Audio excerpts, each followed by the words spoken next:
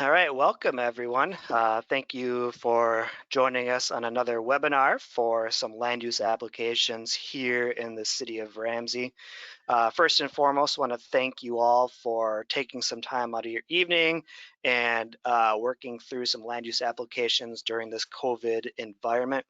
I just want to start by saying this is not the type of engagement that we had ever planned on doing for these types of land use applications. Nothing we do here today is really expected to replace our traditional open houses or different public hearings.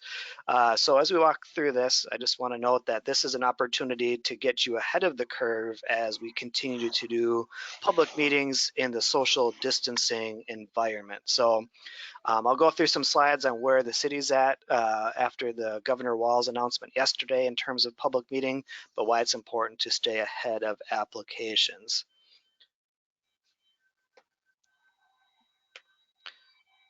So let me get through a couple meeting mechanics. First and foremost, as you probably heard as you joined the meeting, you are all on listen mode only. There's the opportunities to raise your hand in the system if you're joining through the software. You can raise your hand, you can use the chat function. For those of you that are on phones only, you can email us at meetings@cityoframsey.com. I should note that my name is Tim Gladhill. I'm the Deputy City Administrator for the City of Ramsey. I'm also the city's Community Development Director that focuses on the development review process. With me here today, I do have a number of colleagues to help out with the discussion here today. We have Chloe McGuire-Briggle, our Senior Planner with the city. That is our staff liaison to our Planning Commission. We have Chris Anderson, who is our city planner, focuses a lot on environmental planning. We have our police captain, Brad Blummel, and our public works superintendent, Grant Reamer, here to talk about roadway connections in the area as this planning effort and a potential development project moves forward through the process. So our primary goals for tonight are an educational resource for all of you. This is not replacing our standard public open houses or our public hearings. It's really preparation for a potential land use application by Capstone Homes that occurs on property owned by Pearson Properties of Ramsey LLC. We do have the broker on that project, the development consultant for the Pearsons as well as Capstone Homes listening in. But again, this is preparation for future cases and review. It's another tool that our council added to the toolbox given that City Hall is currently closed to the public during the emergency declaration because of the COVID-19 pandemic. Our secondary goals are to get some input on a very high level planning level on some of the land use inputs that we've been talking about thus far. I have some subsequent slides that'll clarify that there is not a official application or an official concept plan in front of us here today, but there is one pending.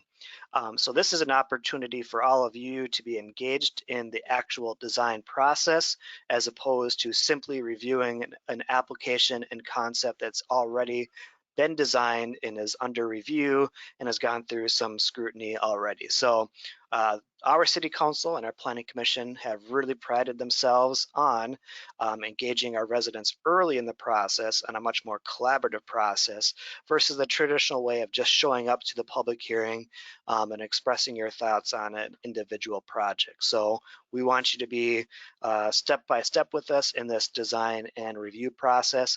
And this is the first of many opportunities that you will have to engage with this process, both online as well as now some limited in-person interaction as well. So you're all familiar with the current COVID-19 pandemic. We were just discussing with a few team members earlier today that We've come a long way in the last 2 months, and when we first started talking about this, there were a lot of unknowns, and things changed rapidly and quickly and frequently. So 2 months ago, we were in a much different place where we were kind of in lockdown mode. Services were being wound down in terms of in-person attendance, and now we're coming out on a different side and actually adding in-person type of interaction back in. But the reason that we're being so upfront and extra meetings and extra commitments right now really has to do with the fact that Minnesota Statutes Chapter 15.99, which is known as the 60-day rule, still applies to land use applications. And what that means is once an application is submitted, we have to act upon that within 60 days. We do have the opportunity to extend it one time administratively, another 60 days, and from there, the developer would have to continue to agree to those applications. So early on in this process, with a couple of other land use applications in other areas of the community, we really started to get up against that wall of that 60-day rule with the 60-day extension. So we're really striving hard to stay ahead of that curve before applications are submitted. With a project of this size that might transpire on the Pearson property, it's actually a series of applications. And so we really have a couple thresholds to get through, but still there are very important benchmarks and entitlements that are given with each approval that is made for that. If you've watched any of our city council or its advisory commission meetings as of late, you'll notice that they have been all online.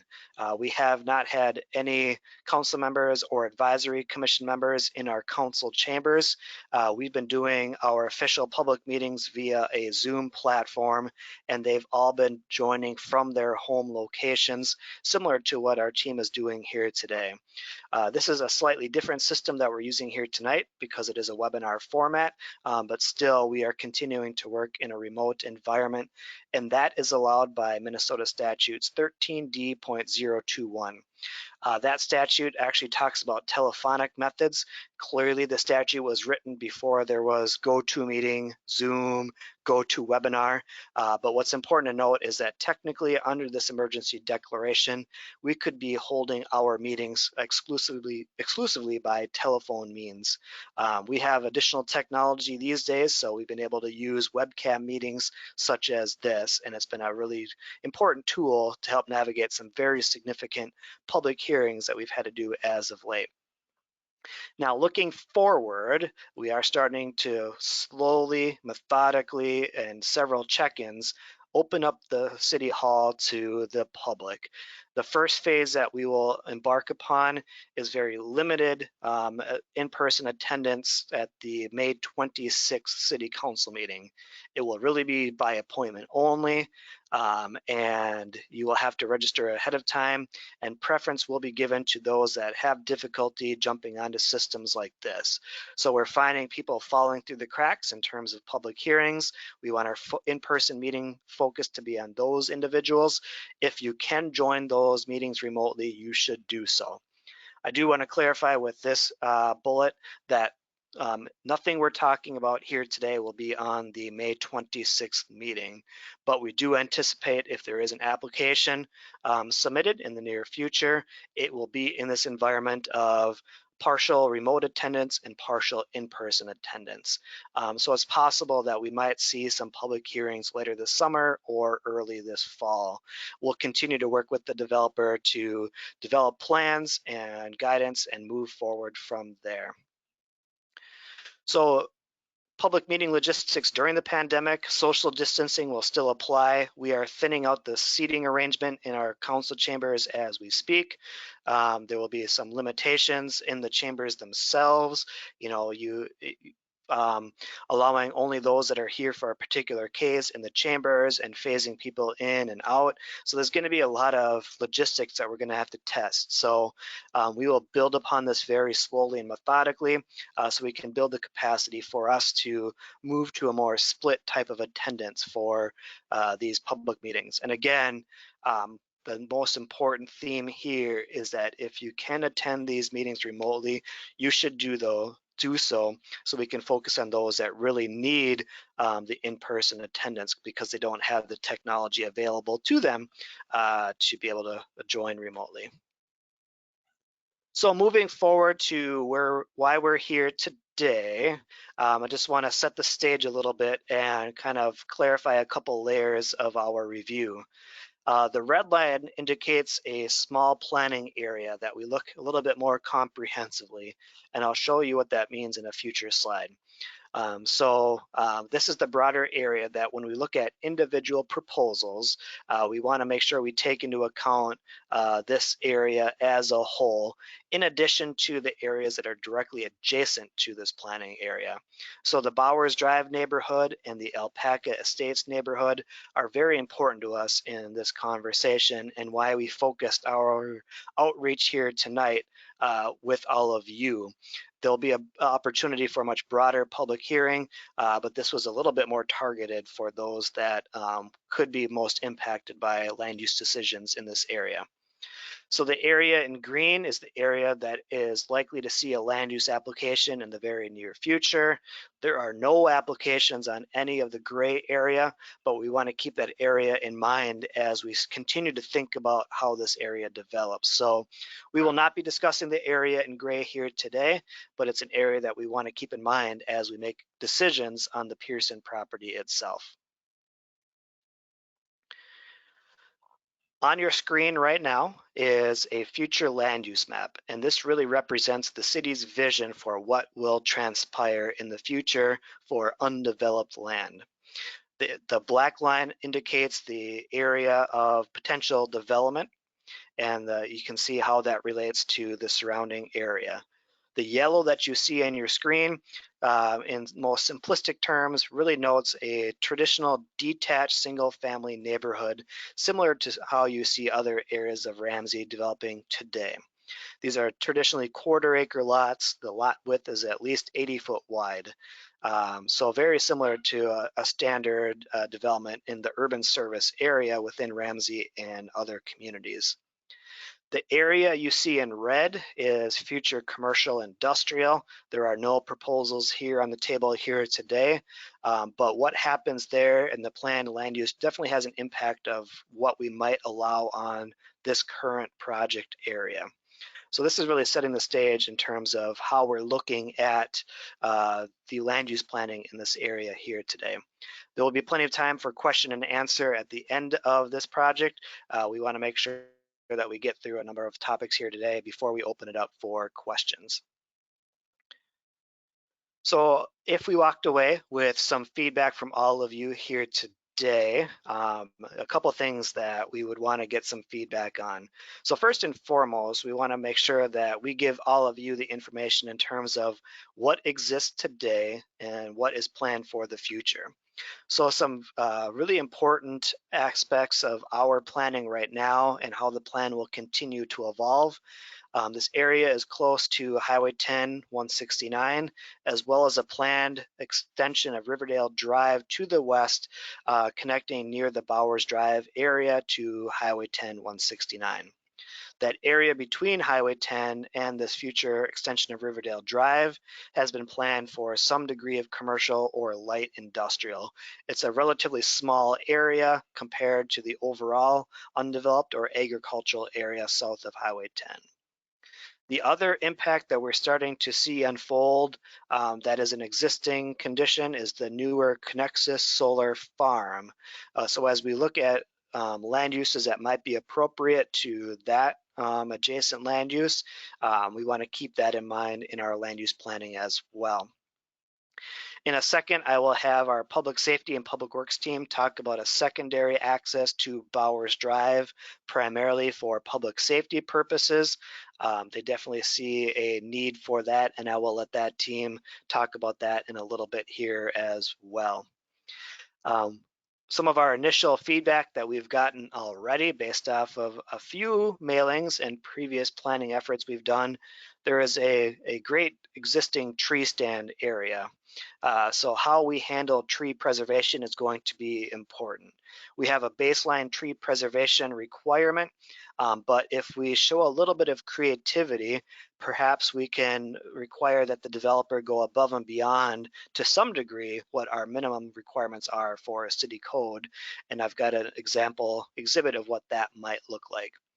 And then similar to that, the density transition is going to be an important aspect of that.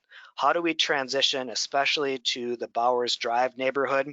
So use that as a starting point and transition densities away from that area so that adjacent residential is our first checkpoint in our review, but also density transitioning adjacent to the future commercial industrial Highway 10 area. Is a standard 80-foot wide lot going to be market relevant with those factors there? So we do have a baseline plan, we have baseline zoning, but the Planning Commission and City Council certainly have created a process where we can look at ways to be creative while still achieving our land use goals, and allow a developer to propose something that might add value to the community as a whole. So this map is intended to sort of map out many of the things that I just talked about here today.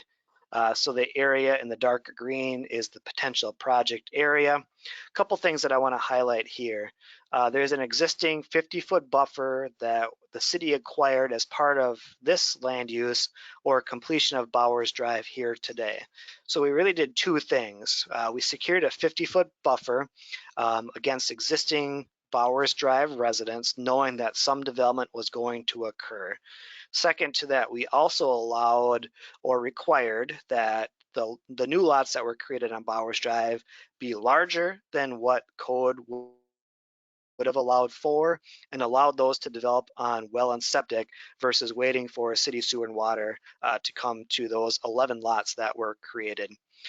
As I talk about sewer water, I would be remiss if I didn't clarify that there is no planned extension of utilities onto Bowers Drive.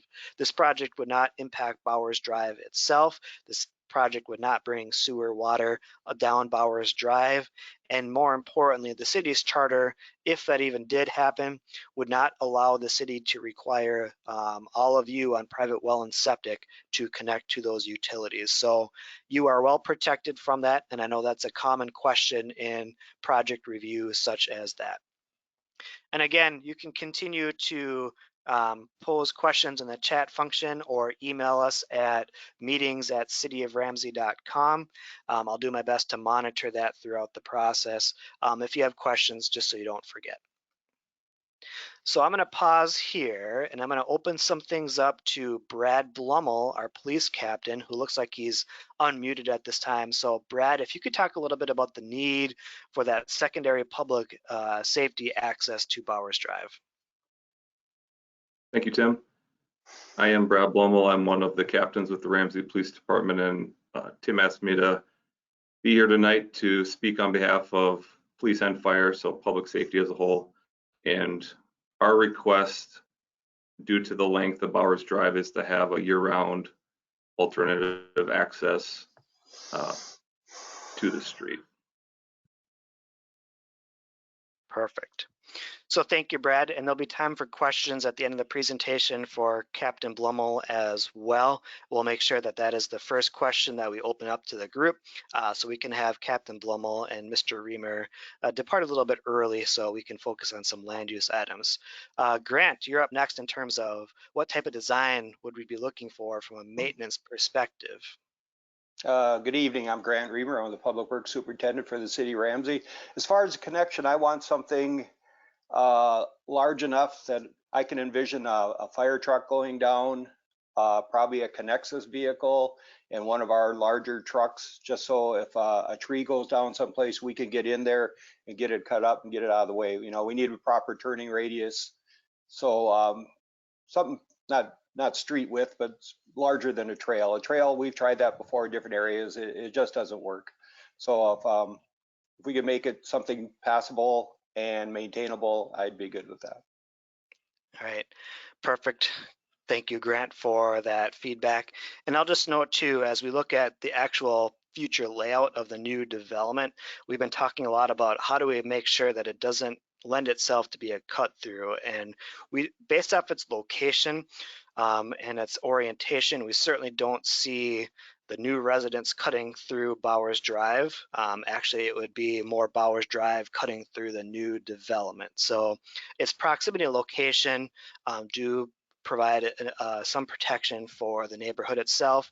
We fully acknowledge the feedback of Bowers Drive thus far. It's a very unique neighborhood. It's got a very distinct character, and we want to maintain that character as well. So again, we'll have an opportunity for Brad and Grant to come back later on when it comes to Q&A. So thank you both. We will return to you in a second. I also want to talk a little bit about the tree preservation, and I don't know if you can see my cursor, but we acknowledge that there is a very significant canopy cover of trees in this area, and that provides a natural buffer and a desire to retain as many trees as possible. A couple things just to repeat: we have a baseline tree preservation plan or requirement that Chris Anderson, our city planner, can note on, but the bright green bar represents a 50-foot buffer as well that we previously secured to enhance the buffer between existing Bowers Drive and future development to the east, coupled together with, you notice that these lots that were newly created are much deeper than what we see currently on Bowers Drive. So we've made some progress even before this project came forward, thanks to the willingness of the Pearson family to work with us to increase that buffer already to Bowers Drive, lock that in today long before an application for the remainder of the area even move forward. The red line represents a overlay district that has been established by the state of Minnesota that provides additional protections that are aimed towards protecting the Mississippi River. So I bring this forward just to note that there is a layer of protection for this development that is above and beyond the city code's minimum standards. So we do have some additional tools in our toolbox to protect at least a portion of that canopy area. Some of the things that we've been talking about with the developer are, conservation subdivision design that would more cluster development away from Bowers Drive, maximize protection of that tree preservation area. Within this development, there is a small neighborhood park planned with this number of units in that area. There's going to be a recreation need for that area. So how can we couple the park design with tree preservation? And that's an ongoing conversation that our Park and Rec Commission will pick up next week. I noted a little bit about the future Riverdale Drive extension. This was a planning level layout that was developed in 2014. It extends Riverdale Drive to the west, swings it up to connect to Highway 10.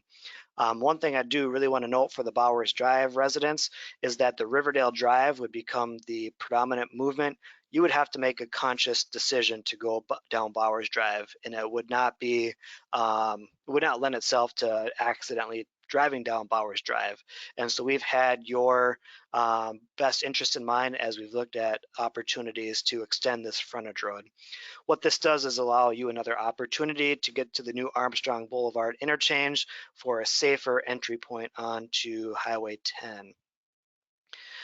So again, Bowers Drive would swing and connect up to Riverdale Drive. That would be a stop condition.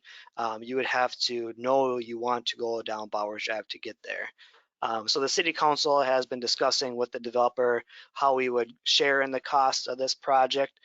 Certainly the new development is the primary driver for that, but there's a broader community benefit too. So the city might contribute to some oversizing of Riverdale Drive as a small contributor to this project. But I bring this up because it does help frame the land use development on the south side of this frontage road extension. So which leads us to where might the creativity lie? Where might be a potential compromise that locks in the same number of lots, but clusters them in such a way that it maximizes that tree preservation and density transitioning. So on the next map, I want you to focus on a couple things.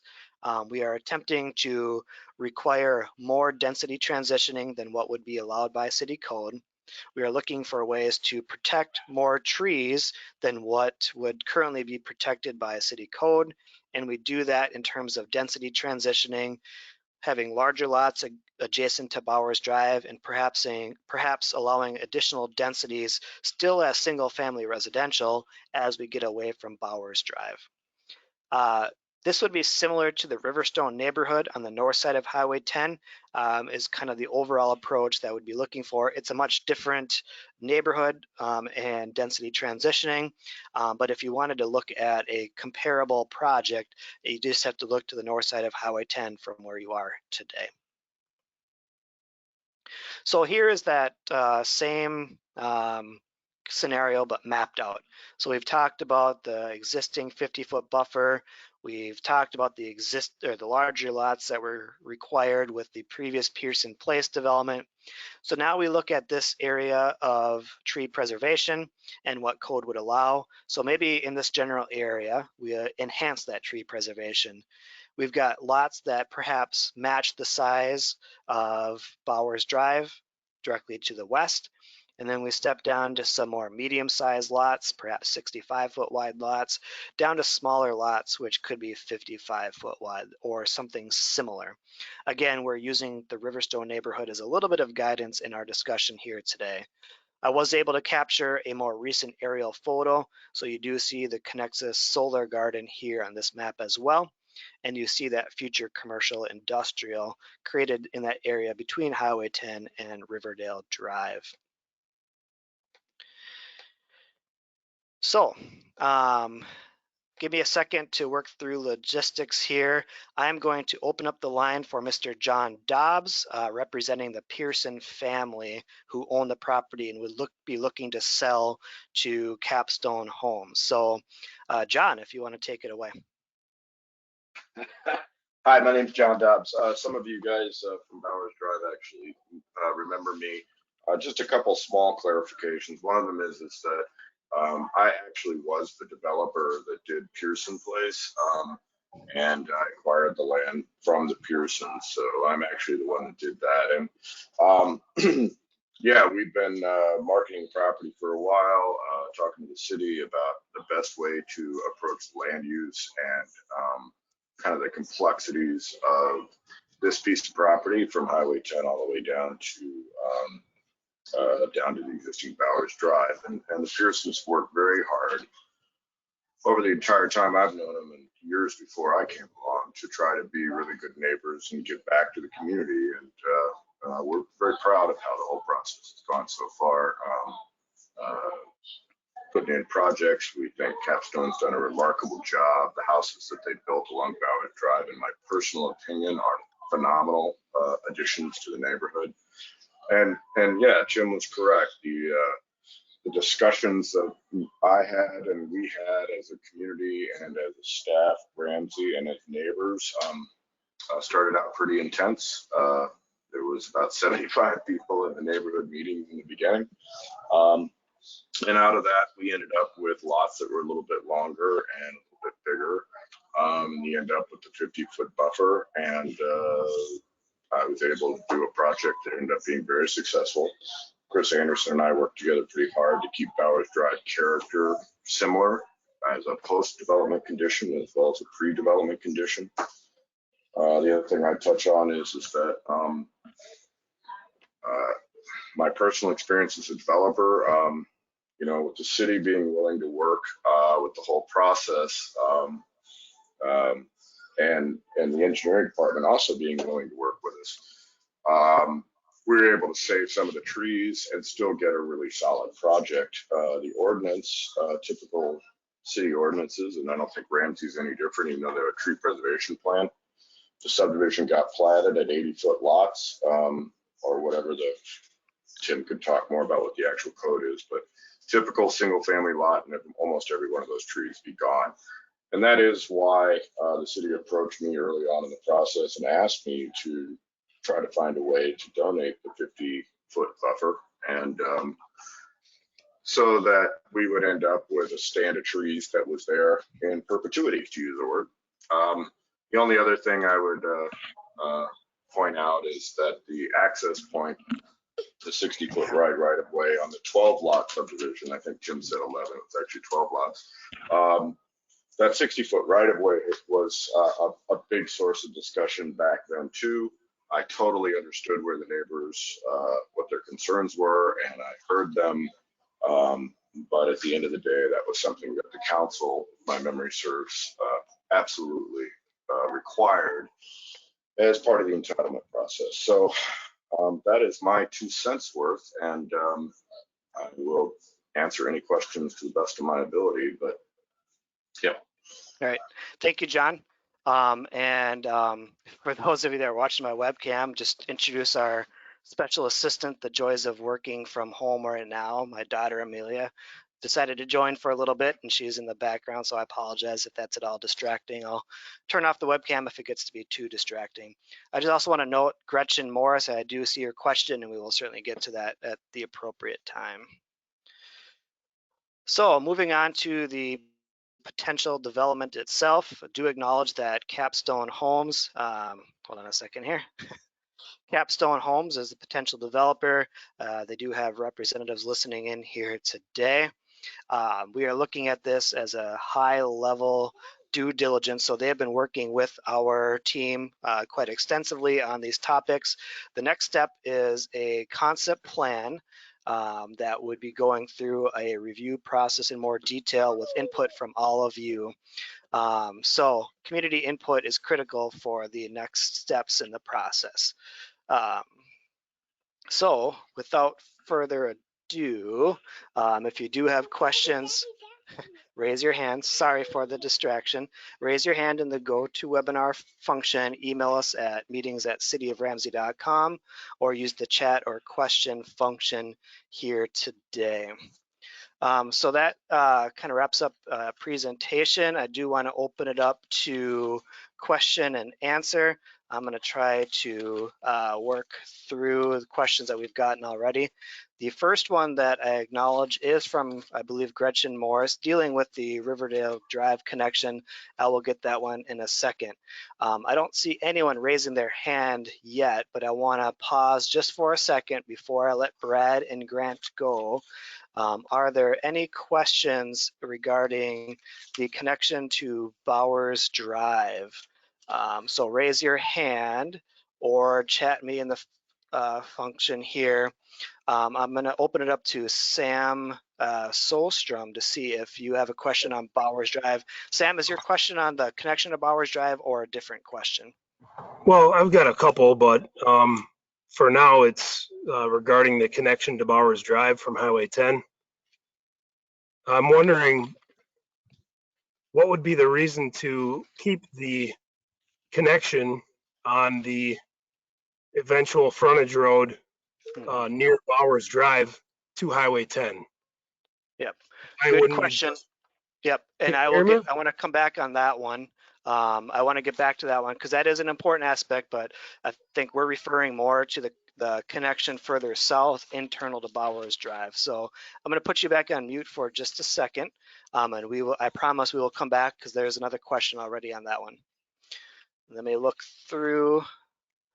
I'm going to open it up to Gretchen pretty quick. Gretchen, do you have a question on the internal road connection further to south, or is it more about the connection on Riverdale Drive at Highway 10? No, you have my question on the Highway 10 connection. I guess I don't understand and what this public safety connection, you've got it on. I don't really understand what that's going to look like or where it starts and stops. And it sounds like it's more like a fire road is what we're looking for. So Brad or Grant, maybe we'll start with Brad. You can talk a little bit about especially from the maybe more the fire perspective, but the need for that and what our typical requirement for more than one connection to a dead end street. Brad, can you talk to that at all? Yeah, I think part of her question, if you can pull the map back up for me, Tim, is the location. Yep, I will get to that. I got to get to the right deal. So we've, our our administration and the fire department's administration has talked about this quite a bit, and myself, I put myself in the shoes. If I lived on that street, how would I feel about the police and fire department saying we're going to add a road here? Is this going to increase traffic? Are my kids going to be as safe as they are right now, riding their bikes on Bowers Drive? Those are all things we've discussed. What we're looking for is another way into the neighborhood. And oftentimes in public safety, we're planning for the 1% or the things that don't happen very frequently. But when they do happen, they're a top priority, and it involves lives. And that's where we're thinking is, if we can't get down the road for whatever reason, how else can we get down there? And does it mean we have to hike in? We will do that, but that changes things. That adds response time. That makes it harder to get people out and to get public safety in. It is a very long road, and that's the issue, and that's why we're requesting that there's another access point so that we're not blocked out from such a large area all at once. Yeah, and I get that. I don't know from your map what it looks like. Sure. I'm not sure if we can zoom on the public safety part of it, Tim, but I think it's going to come towards the end of that 50-foot buffer is where we're requesting it. So it won't be at the very end of Bowers Drive, but it will. There we go. And Brad, and I can speak to this a little bit too. The city previously acquired a 60-foot corridor. So the location I can try to hone in for those that know Bowers Drive. When you look at the new development that was created within the last few years, it's between the first home on that line of new homes and the second. So it's right at the beginning of that new stretch of Bowers Drive that was created within the last few years. And then maybe I'll turn it to Grant to kind of repeat in terms of what it looks like. I think that, we're willing to be creative in what that looks like, and maybe not a standard full width road, but something more than a trail that would have more difficulty with maintenance. Do you want to expand upon that at all, Grant? Sure. I'd like to see it probably, as Tim was saying, it won't be a full-size road, but let's say a wide driveway. It has to be built probably to 7 to 9 ton standards just to hold the equipment that it'd have to go across it in an emergency, such as a fire engine or a Connexus truck or one of our plow trucks or whatever to get in there to cut wood or whatever. So it's not a huge road, but it's going to look like a road. The important part is the turning radius is coming off there. They'll have to be flared out so the equipment can make the corners. Something that we can easily maintain. Like I said, we've tried trails before. It just doesn't work. The equipment can't get down it. So we'd like to see something, like I said, like a large driveway or wide driveway, probably, that we can get a truck down. So 2 follow-ups, Tim, just to like wrap that thought up then. Is the other end of that going to end up behind the solar farm? Is it going to run that way, or does it run up along your 50-foot buffer to Riverdale?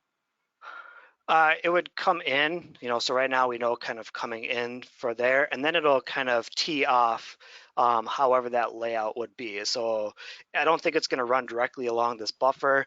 The behind or adjacent to the buffer, I think, would be the backyards of new lots. So our intent would be back lot to back lot, or some degree of additional tree preservation.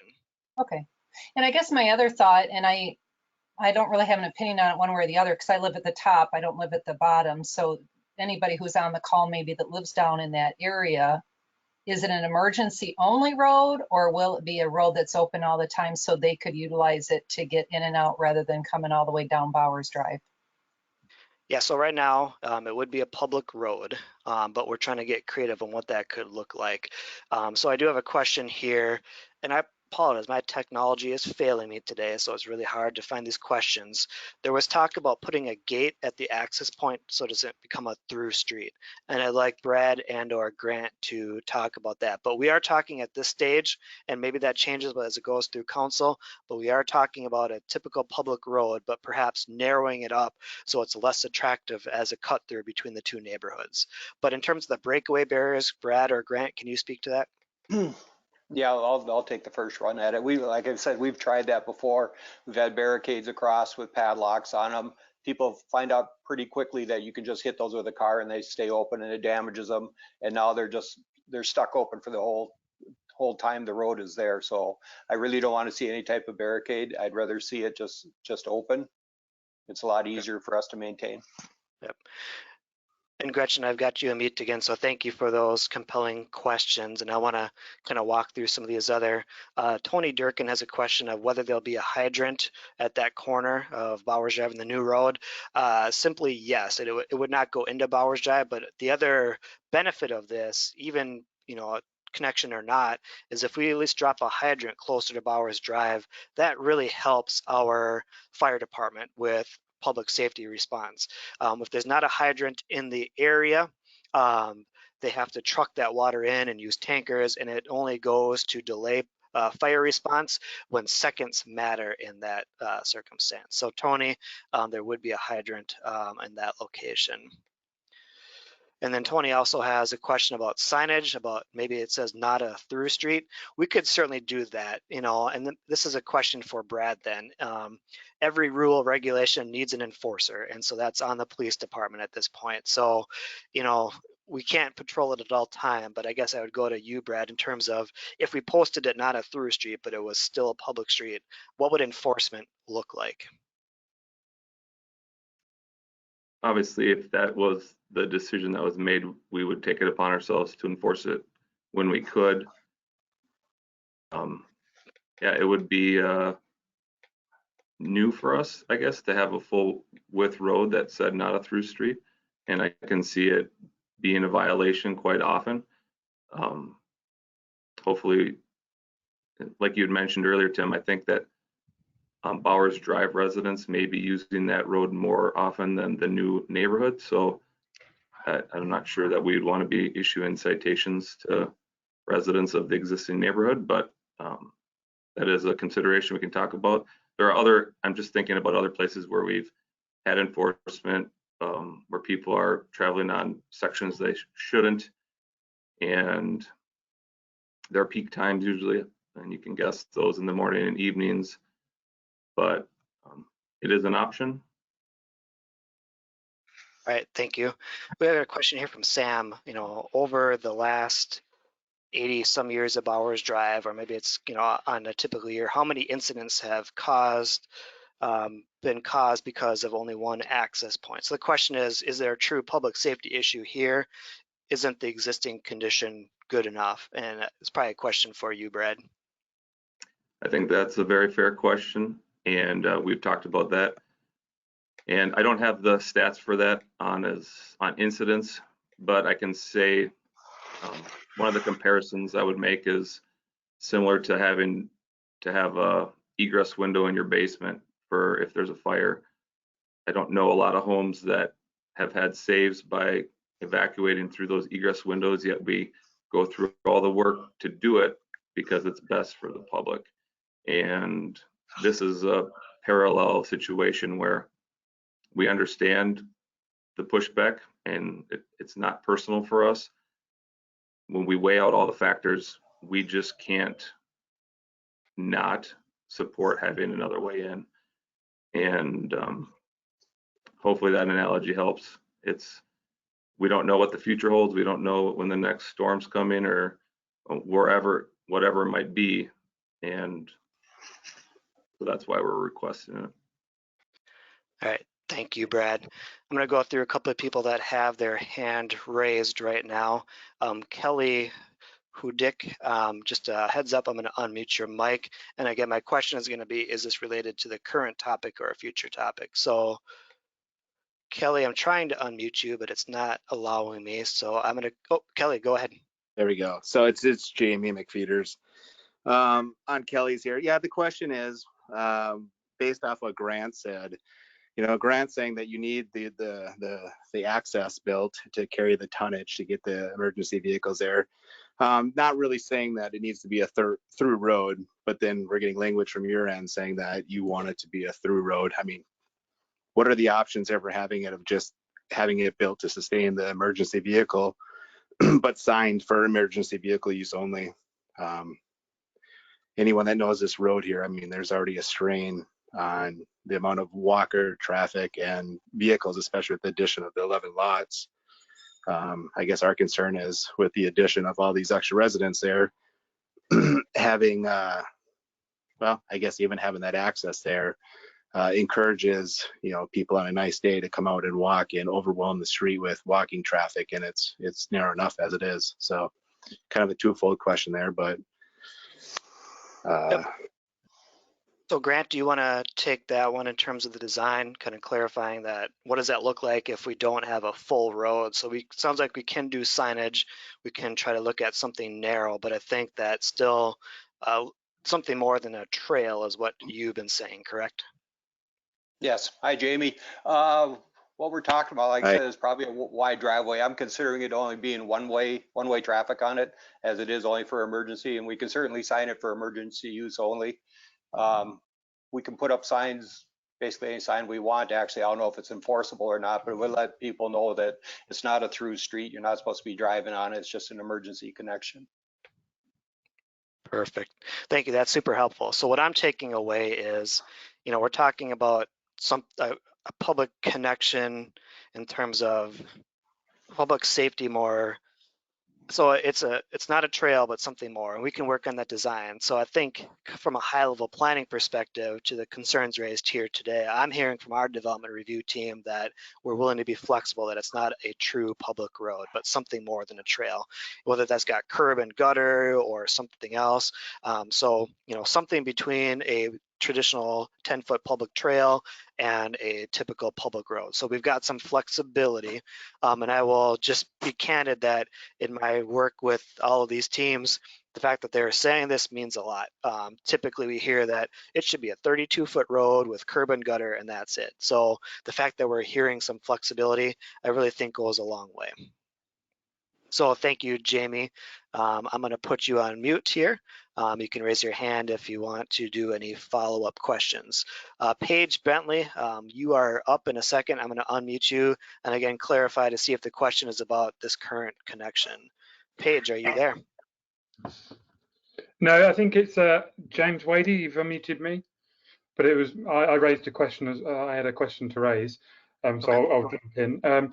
I just wanted to try and understand the process that you've gone through. Obviously, there's the consideration of being open for emergency access for like fire trucks, but then sort of the impact on security of the street. You know, there's been a number of studies done across Minnesota that shows there's a direct correlation between, you know, removal of dead-end streets then becoming open connection, which allows a spike in crime due to ease of access for criminals. And I'd just like to understand the process that you've gone through to try and mitigate those risks. And obviously we're in a rural community, so there is a little bit more risk of things like burglary. So I'd just like to understand the process that you've gone through and the considerations that you've made on that front, obviously with opening the road. Captain Blumel. Through streets in Ramsey are nothing new for us, so that is more common than not. And we do public education and help people understand simple things that they can do to reduce the risk of becoming a victim, not parking vehicles in their driveway, or if they have to, moving a garage door opener, removing a garage door opener, locking their cars, leaving lights on. Those are the types of things. There is a cost, you're right. There is every decision has another side of it. And thankfully in Ramsey, we don't have widespread issues with home burglaries, but it is something we discussed and considered before requesting that alternative access. Does that answer your question, at least in part? I mean, it's an answer. It might not be the answer you're looking for, but does that help clarify the situation? I think I'll follow up in an email, Tim, because I would like a little bit more detail of some of the processes that we've gone through, rather than just, yes, we've seen it in Ramsey before, but has that been a real consideration? Obviously, we see a benefit of the fire truck access, but obviously then there's a negative side of thing, and is that really being taken in consideration on the whole process? Yep. Yeah, and I think we can try to look at some design standards. We're at a very high level planning, and then maybe the actual design, and we can start working on some standard specs that can be applied and given direction to the developer. But yeah, you and your neighbor have been very gracious to meet with us ahead of time so we can get ahead of this issue, and I want to thank you for that. And I think we can follow up one-on-one as well. Okay, thank you. All right, I'm going to put you on. Oh, you are on mute already. Sam Solstrom, again, clarifying you are on mute and seeing if this is a question on the current topic. Sam, Well, my earlier question was more for the other end of the road, but I guess I do have a question on the current topic, and that question is,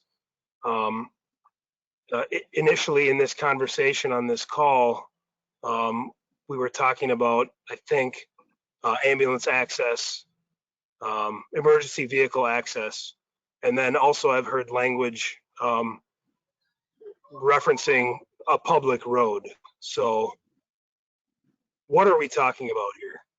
And So- also, would this road or this access also likely be a path, for foot traffic, to a previous caller's point? So Sam, I think both options are on the table. That's what we're gathering feedback to see, what might be palatable for the neighborhood. So we have had discussions about it being a public road connection. But yeah, we are hearing some questions on if we can look at that differently, so it's not a typical public road connection, but for emergency vehicles access and some strategies. And we will look at those first and foremost and run it through our development review process to see if there is an opportunity to do this where it's not a full public road connection, but really for public safety vehicles only, and then forward that question to our planning commission and city council throughout the design process. So options are on the table. We're taking feedback, so nothing has been decided, but the feedback you are all making certainly is helpful on that. So, and then Sam, you had questions on further up the road, and we will get to those in a second. I did. Does that satisfy you for now? Yeah, I mean, I think you've acknowledged my question, but I don't know that there's been any an answer, and maybe the answer doesn't exist at this point. I think that's fair. I think there's options on the table. So, Sure. I think we'll first try to explore the option of designing it so it's public safety only and take that for future public comment. But the option of a public road is still on the table. It might not be our primary goal right now, but it is an option that's on the table, if that's fair. Sure. And is the current feedback, I guess, clear as far as what the feedback that you're getting now? Or I think there's a real concern in the neighborhood. And So this is not I new want that for us. feedback to be clearly understood. Yep. So kind of what I would capture here and kind of bring back to our team for discussion, and taking off what Grant said, it's something that's more than just our typical 10-foot trail. It's got to be a good base and a good layer of asphalt to be able to sustain the large fire apparatus. I've heard questions, and we will vet through a signage that allows us to enforce that this is not a through street. So it's certainly, a wider driveway with the tonnage capacity to accommodate for our public safety apparatus. We can also kind of work on curbing at the intersection of this road and the turning radius that allows our fire truck to maneuver, but perhaps does not lend itself to an easy turn of vehicle or just kind of a driver decision. So a bit more like a driveway, just a heavy duty driveway, designed in such a way that it would not be a public road connection, and we can look at signage to further enforce that it's public safety only. Grant, is that fair, or did I speak out of turn? No, I think that captures what we're looking at. Like we said, Okay. we haven't designed it yet, so it's hard to say what it's going to end up looking at, but it'll be less than a road, more than a driveway. I think that's a good description. Okay. Sam, does that help? Yeah, that helps. Thank you. All right. Thank you. Sam, I'm going to put you on mute for a second. I'm going to check a few things. Gretchen, you had a question here about sending out stats of how many incidents have happened in the last 20 years, and I think that will certainly be part of our record moving forward. I think Captain Blum will acknowledge the discussion, and we will work to provide data for that. We don't have that data here today, but we will work to get that data for future steps. So thank you for that idea. I'm going to check a few things one last time before I let Grant and Brad go. It looks like Brad and Grant, you are good to go. So thank you for taking an evening out of your day to join us. You're more than welcome to continue to listen in, but we'll move on to other topics. Thank you, Brad. Thank you, Grant. Good night. Thank you. All right. So I'm going to go through some additional questions. A question that's come up a couple times, and I'm going to open up a second again for Gretchen Morris. This was about Riverdale Drive extension and why that access point can't be further east. And so I'm going to pull up an exhibit here to hold our discussion. Let me resize here and share my screen. So Gretchen, the long story short is, yes, there's an opportunity to work with the exact access point of where this might connect. So it's not locked in. The important thing is that Riverdale Drive has to connect to Highway 10. Bowers Drive has to connect to Riverdale Drive. So high level, it's going to look different already. We've had some conversations with Mr. Dobbs and the Pearsons, and so we know that interaction is going to change a little bit, but we're open for some flexibility in that design. Gretchen, I'm going to open up your line again and see if you have any follow-up questions. It looks like you have to unmute yourself as well. Gretchen, I'm not sure if you're there, if you want to have any follow-up. Or maybe, there you are. Go ahead. Yeah, we were clicking at the same time, sorry. So yeah, a couple concerns, and I know people on Bowers Drive, share this, getting in and out of there to access Highway 10, sometimes you roll the dice during normal traffic, not pandemic traffic, right? Mm-hmm. And then we do have people, the first probably 5 or 6 houses here, we do have people quite often who break down on 10, who pull onto that road and sit there. And I mean, obviously they're broken down, but you just don't know what you're going to run into there. There's safety concerns, I guess. And I think the access there, I mean, you're taking us from a little narrow private dead end road, those last 5 properties, to kind of this double, we ride it, right? We go down the bike trail and ride. It's going to look the same as Riverdale Drive down on the other side there. So I just think that that's a lot of traffic at the front of those properties. So I'd like to see something different done there, especially if you're going to turn that whole little strip there into commercial. Mm-hmm. I'd love to see that access to 10, move down that way a bit. So Gretchen, sorry to interject, but I just want to clarify. I don't know if you can see my cursor, but you're talking about the the west side of Bowers Drive existing closer to the intersection with 10. So you're saying that currently you're fronting on Bowers Drive, but you would now front on Riverdale Drive, right? Yep, that's what it looks like from your drawing here, sir. You bet. Yep. No, that's an excellent point and duly noted. And I think that helps inform our decisions a little bit here today. While I can't promise that we will shift it further to the east, it's certainly a possibility. And as we work through the design, we've got some flexibility to work with. The Pearsons want to continue to retain a parcel that homes the current farmstead. And then Sam Sostrom has a follow-up too. Can we not just completely close off the Bowers Drive completely to Highway 10? What's a little bit buried here, whether it's here or further east, is that it would be a modified type of access, limited access, kind of a left-in only, trying to funnel traffic back onto Highway 10 to go to Armstrong Boulevard first. So I think somewhere in the middle, Sam, is where that certainly fits. Gretchen, does that answer the question you had on this topic? Yeah, it does. I mean, when I look at this, so I mean, we know Betty. So Betty wants to keep the farm there. I don't know what this big gray patch is on your deal, but it looks to me like she's right across from our driveway. So it looks to me like this may impact her house for sure, and maybe the neighbor's house, this intersection, the way you have it drawn, or? Yeah, so this, this was a high level planning exhibit. The gray means it would be a full acquisition. Oh, But that it's changed a lot since then, and we've oh, acknowledged that we have some flexibility. We don't yeah, have new drawings, but we're working to avoid that type of impact. It could require the moving of houses a little bit, or if we did it in a different location, maybe we completely avoid, we're going to find hopefully the most or the least impactful way to go about this and continue to work with the Pearsons. So this is getting outdated, even though we don't have a new drawing, but the input all of you have made so far, such as this, are starting to have us rethink that. This was a very high level sketch that will look different by the time it's all said and done. yeah, because you're So, wiping stuff off the map. hi, my name's Yep. John Gretchen's husband. Say, I've just got a question. What does the access to those properties look like then? If that road goes to a double road, is there going to be complete? Is it going to be a cement apron down there, typical curb and gutter? Or what does the end of that road look like at that point in time? Because you're acquiring that whole section on the east side of now Bowers Drive.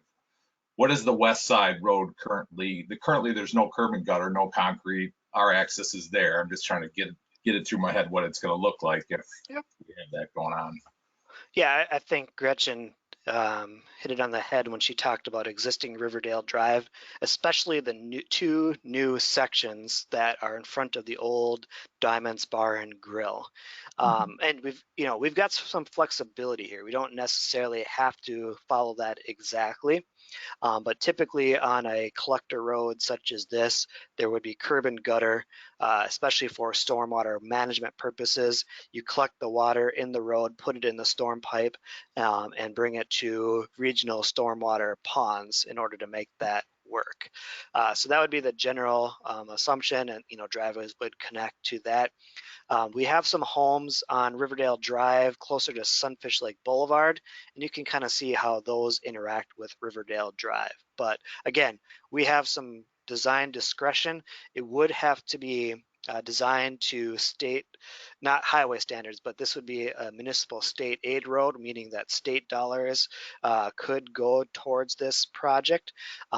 And we're actually exploring that possibility right now, and that comes with some design requirements as well. But if Gretchen and sorry, I forget, I missed your name. John. I think we can look at some other alternatives that maybe Bowers Drive is a cul-de-sac up here, and it's just a somehow tease over to Riverdale Drive. I don't think we're going to solve it tonight, but let's continue that conversation throughout this process. I think it has some merit. I think, Yeah. well, one follow-up. I like the idea of that being a dead end up there, cul-de-sac, just for the safety on Highway 10. And then also, would there be assessments that come with that if you decide to take that road to make it Riverdale versus my address now is Bowers? Would it change, I guess? And does that assess, or how does that work? Right now, we have a planning level cost allocation that does not include assessments to existing residents. Okay. My only other thought, and then I'll leave it alone, Tim. Sorry, Tim, we're on. Yeah, well, It's all good. You got the microphone. Go ahead. yeah, I do. I have to think that even if from a home valuation perspective, I would think that's going to affect it one way or the other. If I go from this nice private long road to this dual, commercial access point, that's going to affect property values on those properties on the end of the road. It's certainly, if I go to resell, is going to make a big difference to whoever buys my home. So I'll just put that out there, that I'm concerned about the valuation of the homes on that end. Yep. So let's talk offline, much like we talked to the residents further south offline and kind of did a little bit more one-on-one conversation, so we can really dive into the details. After this webinar, we'll reach out. If for whatever reason you haven't heard from us in a few days, just email us at planning@cityoframsey.com, and we'll set up a separate Zoom meeting to talk through that. I think those are excellent points. Sounds good, Tim. Thank you. Thank you. All right. Got a couple questions here. And I want to kind of get to some people that haven't talked. John Jacobson wrote in a question talking about the planning of in-out sites, and I'm not quite sure I follow exactly what the question is. So John, heads up, in case there's some background noise, I'm going to unmute you and we can talk through your question. So here I go, I'm going to unmute you now. And John Dobbs, you'll be on deck. Hi. John Jacobson, are you there? Now I've been listening to both ends of the road here. I'm not really in the middle of the road, but I've been on the road for 31, 32 years now. And in the morning walk, sometimes I walk at, 5 o'clock in the morning or earlier, and a mailman or someone or a newspaper person's whipping down the road. And if there's an opening on the other end, and all of a sudden I'm picturing, I don't know how many houses are going to be put in this new section, but I could see way more ambulance and people zipping down Bowers Drive because it's a little bit straighter and direct to the end, and without knowing what the plan and what the road's going to be in the rest of the neighborhood. If I'm a emergency person and I see this road, the river, what are you going to call it, Riverdale Drive or something? Riverdale Drive. That bigger road. Yeah, I could see that big turn there, but I would zip down Bowers Drive full speed for the emergencies. I think it would open up way more emergencies even to get to the new property that's going to be built and all the houses there than even going the other way. And I'd be concerned with that because in the past, people have looked at Bowers Drive that do not live on this road, and they drive it like it's a country road and they go 50 miles an hour, 60 miles an hour once in a while. So that's my concern, that it might open without knowing what the plans are in the development. It could be way more traffic with emergency and faster driving cars to get to their end. Do I make sense? Yep, John, and those are really good points too, and kind of seeing some conceptual layouts or discussions thus far. It's definitely evident that this can be designed in a way that it does not route traffic onto Bowers Drive. And Capstone and Mr. Dobbs can certainly attest the point that we have carried that message very clearly for a number of years now. So based off of just the natural layout of any project here with access points under Riverdale Drive, it would be a really crazy turning or route to go onto Bowers Drive to get to somewhere else. So it can be designed appropriately that whether it's the Riverdale Drive design modified as we're talking about tonight, or just the layout internal of the Capstone project, it should really funnel traffic away from Bowers Drive, not down Bowers Drive, but I certainly understand your concern. And then I would follow up that with a project of this size, environmental review through the state of Minnesota is required in the form of an environmental assessment worksheet, or an EAW, and that comes with a required traffic modeling and traffic study. So we can start to show the models that prove that, not just talk about it. Does that help? Yeah, it does. Yep. All right. Yep. We'll make sure that concern is on the record, and I'm sure Capstone is taking feverish notes right now for their designer. Go ahead, John. You had a follow-up there. Oh, I was just going to say thanks. I'll have all kinds of other things that will probably be coming up later too. So. Okay, fair enough. My wife, you were here.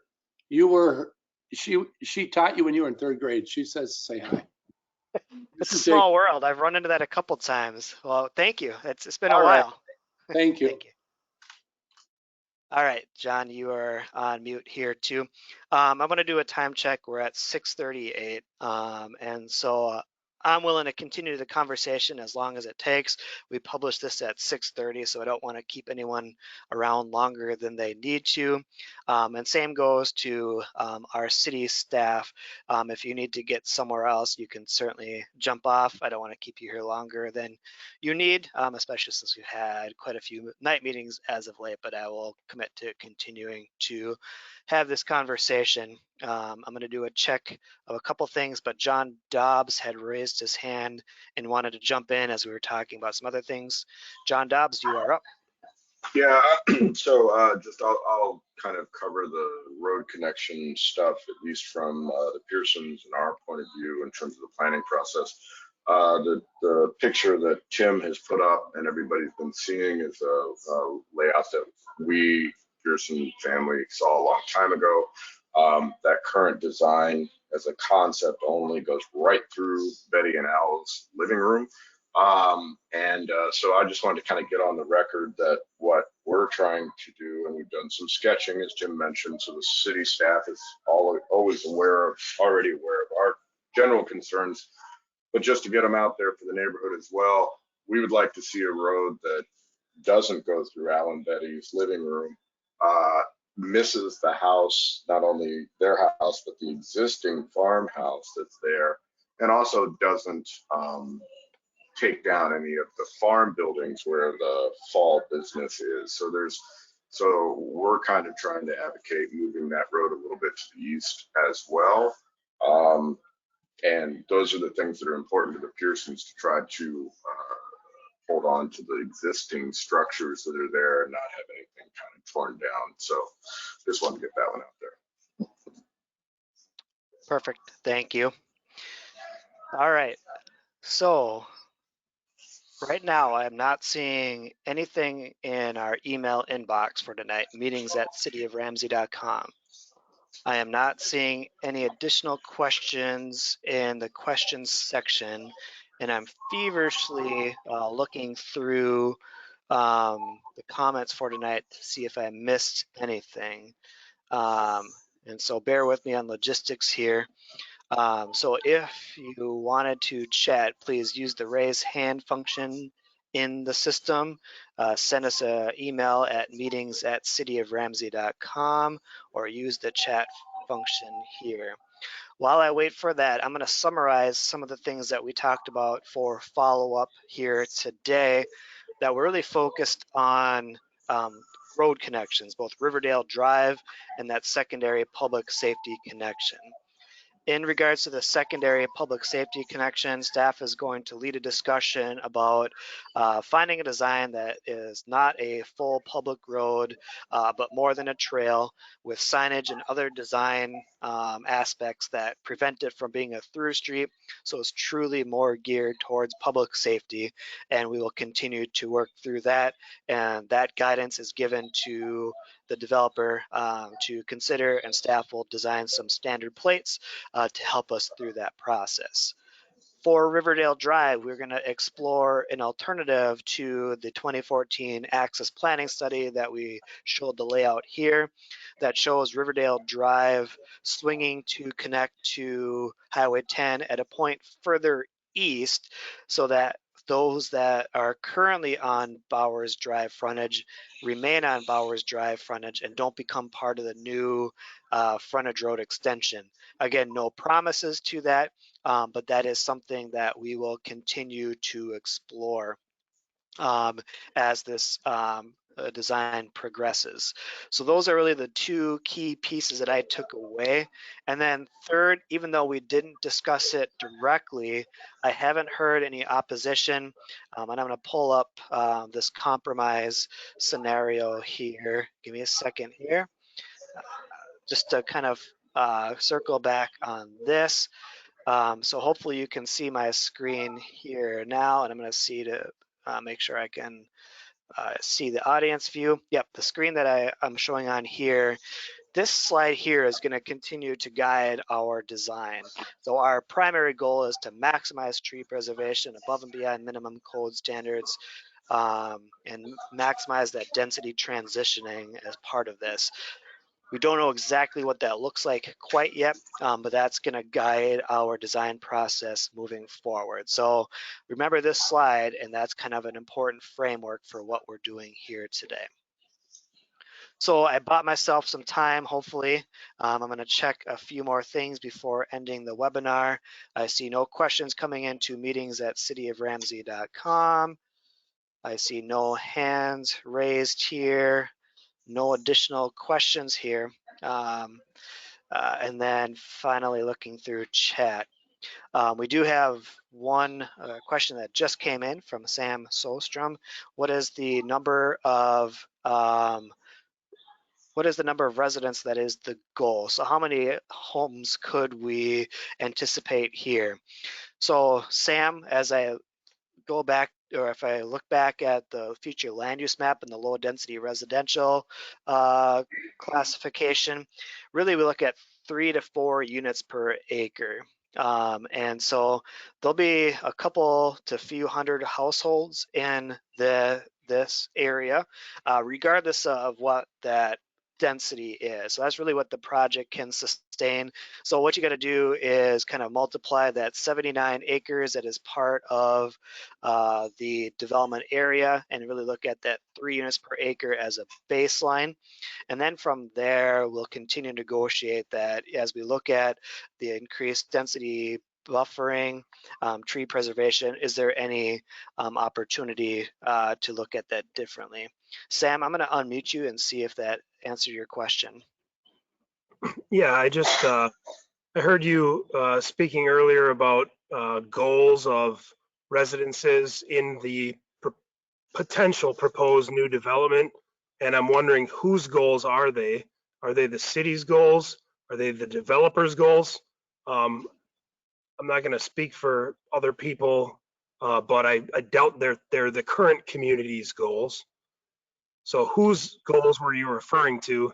And along with that, I guess my second question would be, you're talking about transitioning density of housing to higher density as it gets closer to Highway 10 and even commercial. Why? Right. So in terms of goals, I'll speak just from a purely technical standpoint. So the city's comprehensive plan sets the stage of what that vision is, and that goes through an update process once every 10 years. So that guidance that eventually shows up into zoning code for quarter acre lots shows a 3 units per acre. So if you think about, if you know the development adjacent to the new Brookside Elementary School, just on the other side of Nalden Boulevard, that's another capstone home project at that quarter acre lot subdivision level. So that's kind of what the current guidance is.